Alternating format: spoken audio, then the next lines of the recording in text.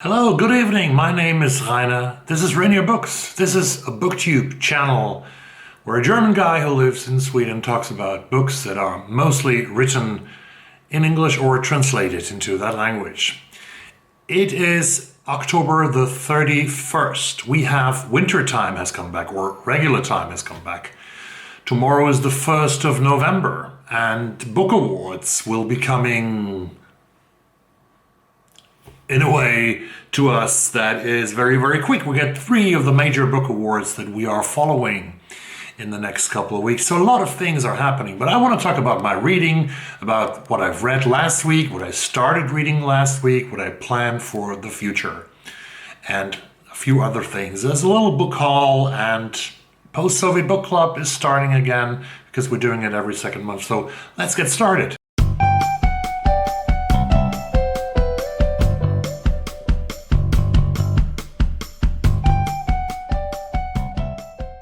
So, my dear friends, last week I finished all but one book, but I'm happy when I finish one book because some weeks ago I was in a reading slump and I really did not finish a book during a week. But now I'm back finishing at least one book per week. Last week there were 2 books and this week there was 1 book. And this was also a buddy read that I did with Rachel from Rachel is Reading, a very highly recommendable channel on BookTube that is growing very, very fast. I think she will be big here on BookTube. We read Mieko Kawakami's novel Heaven, a Japanese novel translated from the Japanese by Sam Bett and David Boyd. These 2 men have also translated Kawakami's first translation into English, that was Breast and Eggs, I think last year already. And this was such a great success that the company, the publisher, decided to also publish Heaven, that was written or published in 2009 in Japan. So it's a 12-year-old novel. It is a great, great read. It's like a punch in your face, it's like a punch in your stomach, and really I will do a single review about this book, but it's about bullying. It's about teenage bullying in Japan. It's about 2 characters. The main character, that is the eye narrator, is called Eyes, and about a girl named Kojima, and both of them are victims of horrible bullying. And these scenes and also the feelings of pain, of loneliness are described in such a graphic way that I think Rachel would agree here, that we would highly advise reader discretion. If you can't read this, if you are feeling bad, and also, of course, you can imagine that thoughts of suicide in this book. So if you cannot deal with this, please don't read Heaven. If you can, it's an amazing read, but I will talk more about this book in a video where I speak only about this book and about Mieko Kawakami and about the fact of bullying. I've read a couple of Japanese books now this year, and I think I will do a video about it when the year is over. I will do all the Japanese reads that I had this year in one video, and I will continue to read Japanese literature because I'm very interested in it and also in the country. I've started reading a book from England that is written by a former employee of the big bookseller company Waterston in the United Kingdom, and this is Abigail Dean's novel Girl A. I read the first chapter. This is about a woman, A, who is the survivor. Also, this is not easy reading. Who is the survivor of a prison, not a prison in the regular sense, but A and her sister apparently were imprisoned by their parents, at least by 2 people called mother and father, who imprisoned them for years. And this starts after they managed to flee from this horrible experience that they had for many, many years. And that's where Girl A is picking up the story. It's translated into a lot of languages and was a big success internationally. Then I have this TBR that you might have seen. You might have seen my TBR video, and I still focus on my TBR. the TBR for the rest of the year, where I mentioned 21 books, 21 novels and non-fiction books and short story collections that I wanted to finish and read until the end of the year of 2021. I really want to stick to that. I really want to cling to that. But there's one factor that is playing in that might add up some changes, and this is called Stockholm's Stadsbibliotek. Bibliotek means library. Stockholm Stadsbibliotek is the city library of Stockholm, where I'm a regular customer, you could say, where I order books and reserve books, and we always have like a long list of reservations. You can have up to 10 books that they will send to you to your local library to pick them up there. And last week I got 2 text messages from the library, and they said, come pick up a book. And so I did. And I want to tell you about these 2 books. One of them I already also started reading, and I really hope that I can manage to read it within the next 4 years. I am following the news of politics in the United States, as you know, who have seen maybe my earlier videos where I was very often talking about politics. And I haven't done that recently because it seemed to get into more peaceful waters. But now, when you see what happened in the last couple of weeks, when you also see how the events of January 6th are being treated and are being questioned by people, and when you see how the country is dealing with masks and not wearing masks, it is still apparent and still very visible that democracy hasn't prevailed yet, and that a wave of authoritarianism that was hurting the country, threaten the country, might come back. And I say that, and of course it's a political statement already by saying that, but what I'm reading now is a book by one of the greatest American journalists, I think, who is writing a beautiful English. Most of the journalists do that, but not all of these journalists have such a beautiful use of the language than this guy's. His name is Ivan Osnos. And his new book is Wildland, The Making of America's Fury, published now in, I think, September in the US and everywhere in the world. This is a book of a journalist, Ivan Osnos, who has written a book about China that won the National Book Award, I believe, about 10 years ago, when Osnos spent many years together with his wife in China. He also has worked in Egypt and in, I think, Iraq before, but then he went to China, wrote an amazing book about China, The Age of Ambition, that was the title, The Age of Ambition, which I have on my shelves here somewhere. And then he returned to the United States in 2000, I think 17 rather. Osnos returned to the US, and he found a country that had changed drastically. And Wildland, I didn't know the term Wildland. I mean, you can always have a metaphor. You can always imagine something, a wild land that could be giving this nonfiction book a title.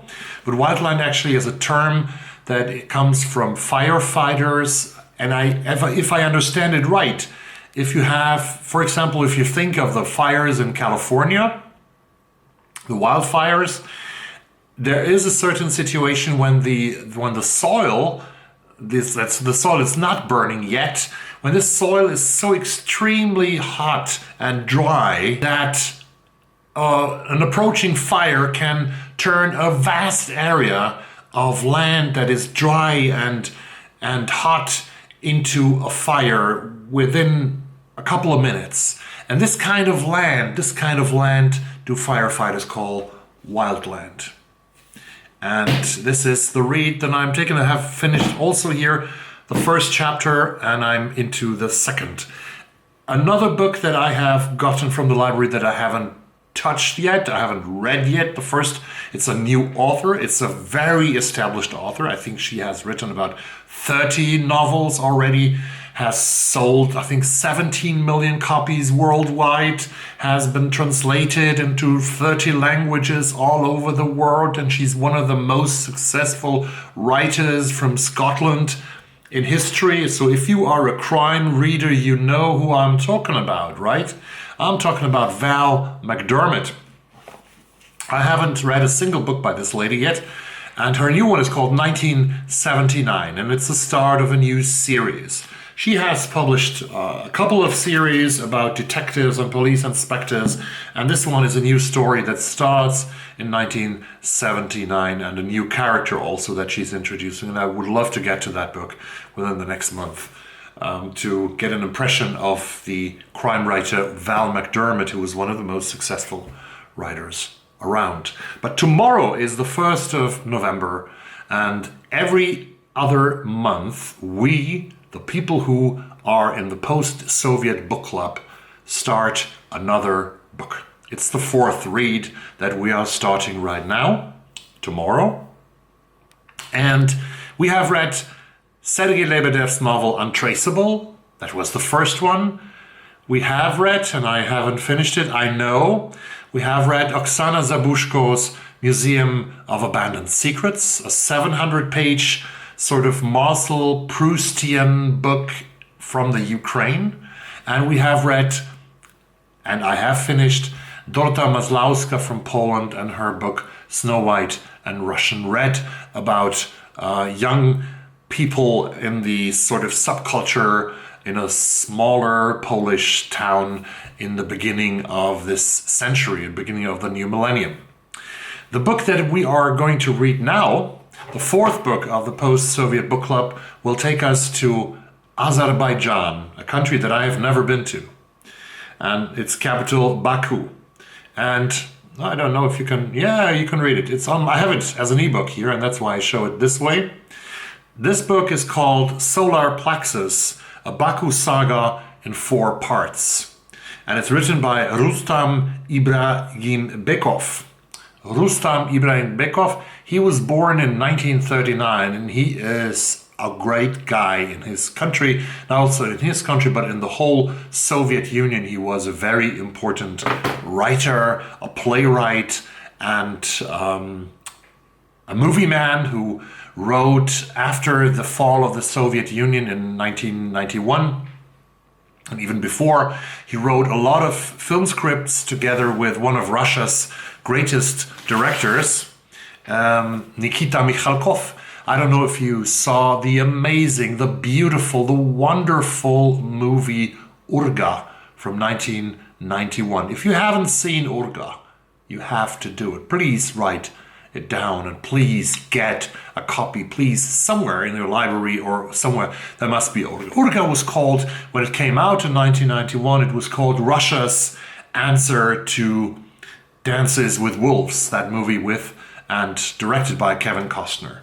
It is about a truck driver who travels, a Russian truck driver who travels into Mongolia, and who suddenly has his truck breaks down, and he has to stay there for weeks because he's so far away from any other place that could give him the spare parts that he needs and to repair his truck. So he's stuck there, and he settles with the local population, and it's an amazing movie. I just loved it.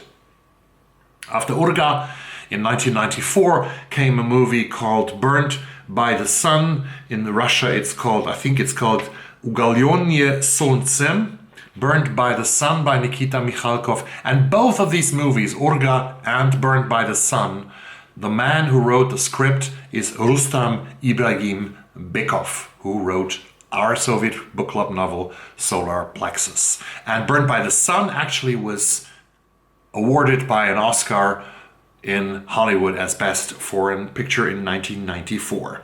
So it's a great guy that we're going to read now. He's 82 years old, and Solar Plexus is a story of Baku Saga in 4 parts. I'm excited to do that.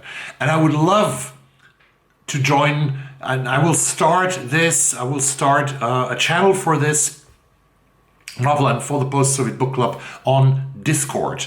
Discord is a beautiful server, and I will try to get my Facebook group from Facebook to Discord, because I think it's much easier and much more convenient to communicate on Discord. So please, people, move to Discord. I will put a link down below how you can get to the Discord server that I'm building very slowly. I'm making my first, actually did the buddy read with Rachel on Discord, and it worked very well, our communication there. So, these are the books that I'm going to read. Then I do a mini book haul to finish the bookish things that I have to talk about. Today I got some books from Germany. My problem was for so many months after Brexit, bye Britain, why did you leave us? Why did you leave us? I mean, books, if we want to order books now from the UK, we have to pay taxes and taxes. I can order books from Australia now, from Canada, and from the US, and from any English-speaking country, except for Ireland, of course, because Ireland's still in the EU. But I will always have to pay taxes, and that was so convenient to buy books, used books also, because I love used books in England. But then it wasn't economically reasonable anymore. So I stopped doing this. And I was looking for alternatives, and then I found a German page, a German website where I could buy some English books, used books in Germany. And I got 3 copies last week, which I'm going to show you now. You have heard my review about the novel The Glass House,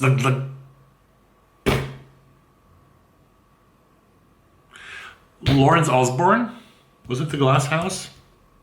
Lawrence Osborne's novel about Bangkok, Thailand, about this woman in Bangkok, Thailand, who's living there in that place, in that apartment building with 500,000 American dollars under her bed.